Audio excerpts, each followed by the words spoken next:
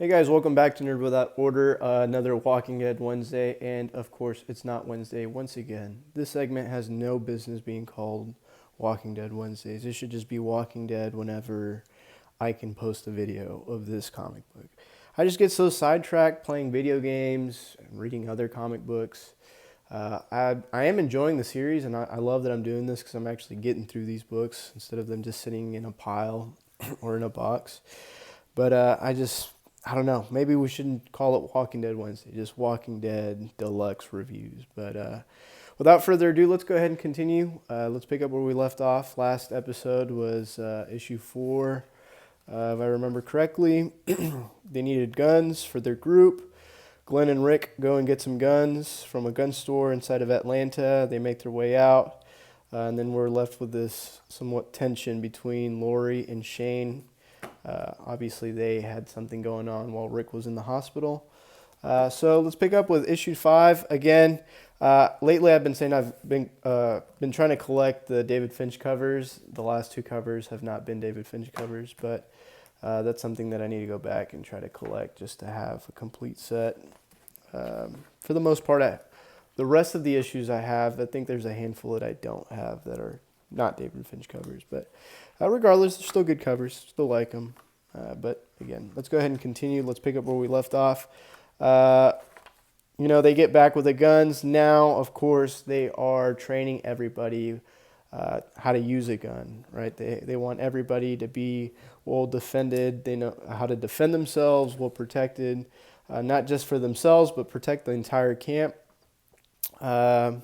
They've been practicing shooting guns for 3 weeks, and it's kind of crazy that, in an apocalypse, you'd think you'd save bullets, and also walkers are attracted to noise. And of course, they're not anywhere near their camp. It is established that they've traveled far from their camp. So they've been practicing. Andrea has been really good at shooting, probably one of the best there at camp.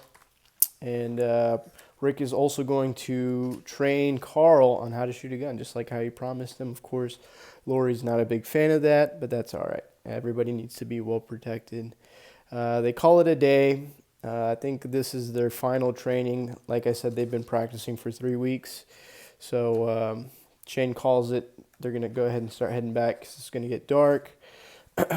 Rick makes the announcement that, even though Carl's only 7 years old, that he's going to be carrying a weapon at camp. Again, Lori is not for it, but whatever. It's the apocalypse, right? They get back to camp. You have this lady named Donna kind of stirring up some conflict, some drama with one of the other guys in the group, and Andrea and her younger sister living with this older man. It's just some drama that's playing out in the background. Then you have Rick, Shane, and oh my goodness, love him. I forgot his name. The old man that owns the RV. They go out and get some firewood because they're going to have a cookout. Shane had shot a deer, I guess, off panel, and they're going to have a feast that night. And also, it's going to get pretty cold that night. They're just chopping some firewood. Rick makes a comment like, man, just tired of being hungry, being cold. And Shane just kind of like snaps. It's obviously just that tension that's been building up between Shane and Lori and Rick not knowing about it. Obviously, Shane and Lori, Rick's wife, they had a relationship, a short-sprung relationship while Rick was in the hospital. Then we fast forward to that night, the cookout that evening. What I like about these next couple of pages, you get to learn a little bit more about each of the characters. Rick comes out and says, since they got to camp, he hasn't really had a chance to get to know everybody. Then you get to know, again, a little bit of the backstory behind everybody. This guy had his wife. She passed away. On the way here to Atlanta, he found Andrea and her younger sister, picked them up, gave them a ride. You get to know a little bit about Glenn, how he wasn't talking to his parents, and he was in all this debt and stuff, and he's just a pizza delivery guy. And then just a little bit more about each character, right? That's what pretty much spent for the next 2 pages. And then you have, towards the end of the, not I guess the end of the cookout, just towards the end of the book, you have Andrea's younger sister, Amy. She's going to go and go to the restroom. As she's going to the restroom, she gets attacked and gets bitten in the neck. So now this is where it gets crazy.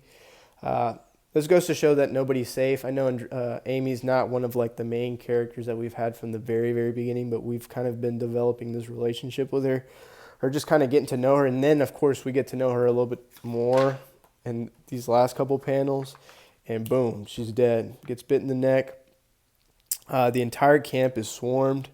Good thing they've been practicing shooting weapons for 3 weeks, because those skills are now coming in handy. They're just kind of fighting off the hordes. Andrea rushes to her younger sister and just, trying to stop the bleeding. But we all know, you get bit by a zombie, there's no saving you, right? So as they're fighting the horde, Lori is trying to defend herself from a walker that's fixing to attack. She fumbles her gun. And, of course, who's there to rescue her? Her son, Carl. Good thing that Rick taught him how to shoot. Otherwise, maybe Lori would have been dead, and a lot sooner than we think she was, or whatever. Of course, they fight off the horde. This guy, I think his name's Jim, if I remember correctly. Jim gets attacked, just kind of goes berserk on a zombie. And then they just pretty much clear out the camp. After they clear out the camp, Andrea's sitting there staring at her sister and kind of just puts her out of her misery. Shoots her. Doesn't want her to come back as a walker, of course. Lori apologizes to Rick for getting mad at him for, letting Carl hold a gun. But, all ends well. Unfortunately, Jim got attacked, and he's left with a bite mark. So now we are left with one of the group members, with a live group member with a bite mark. Unlike Amy, she got bit in the neck. She was probably going to die anyways from bleeding out. This guy's going to survive. So now, next issue, we're going to figure out what the group is going to do with Jim. They're going to kill him. They're going to exile him. Who knows? Obviously, if you've seen the show, I remember watching the show. I remember what happens. I won't spoil it for anybody that hasn't watched it, but I'm curious what they're going to do in the comic books. I have no idea what's going to happen. Here's some letter hacks. Stuff from Robert Kirkman in the back. Welcome to pause it if you like. Cutting room floor things that didn't make it into the comic book. Things that were originally thought and then changed to something else. So you can pause that if you want to read those. And then we have our covers in the back for this issue. Pretty good covers. Actually, not the best covers. And then next week we'll be doing issue 6. Those David Finch covers just look great. I unfortunately don't have it. I have the Julian Tedesco cover, but man, I need to get that David Finch cover. Anyways, guys, that was Walking Dead Deluxe issue number 5 review. Hope you guys are enjoying the series. Like I said before, I'm definitely enjoying it. It's just kind of recapping all of it. This was a really good issue in my opinion. I thought it was cool because we are getting some people just dying. Nobody's safe in this series, so it's getting pretty crazy, right? It was kind of crazy in the last couple of issues of just encountering walkers, but I feel like it's starting to ramp up now in this story. So hope you guys enjoyed it. We'll see you guys next week, hopefully on Wednesday, maybe not, maybe Thursday, maybe Friday, maybe Saturday, who knows? But enjoying the series, and thank you guys for watching. Make sure you like and subscribe, and see you guys next week. Bye.